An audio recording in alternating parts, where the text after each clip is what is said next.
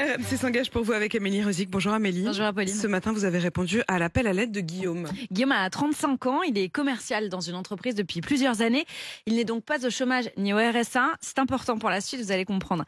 Il y a 2 ans, 525 € sont débités sur son compte en banque avec cet intitulé mystérieux « Saisie tiers détenteur ». Après quelques recherches, il comprend que le service des impôts a prélevé un trop perçu de RSA.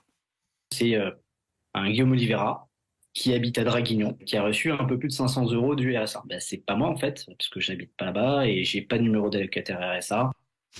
Mais je comprends pas, il l'a touché, il l'a pas touché le RSA. Amélie. Non, il ne l'a pas touché, c'est quelqu'un d'autre qui l'a touché, mais en son nom. En enquêtant, nous avons découvert qu'il est victime d'une fraude au RSA. Quelqu'un a ouvert 5 comptes dans 5 CAF à 5 noms différents, dont celui de Guillaume.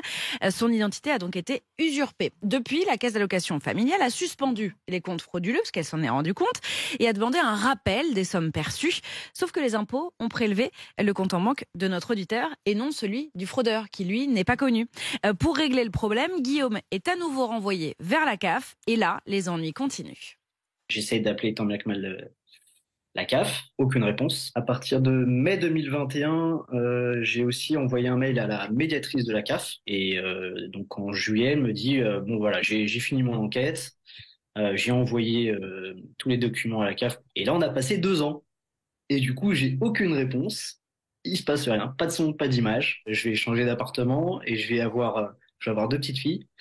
Donc 500 € concrètement, ouais, c'est pas mal quand même.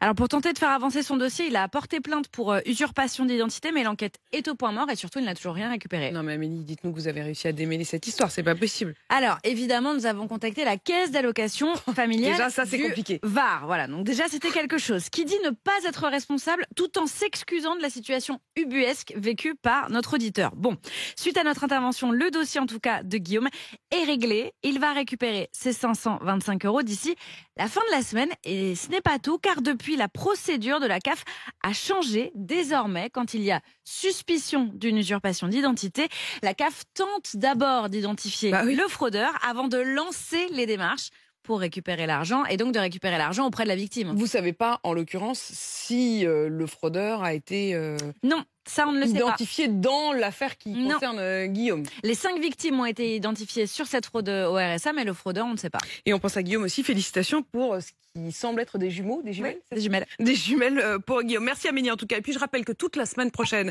eh bien Amélie, elle sera chez vous dans la région Provence-Alpes-Côte d'Azur, avec toute son équipe aux côtés des auditeurs pour une semaine spéciale. RMC s'engage chez vous. Donc si vous habitez le Sud-Est et que vous avez besoin d'aide, vous connaissez le chemin, vous écrivez à Amélie, rmc pour vous @rmc.fr.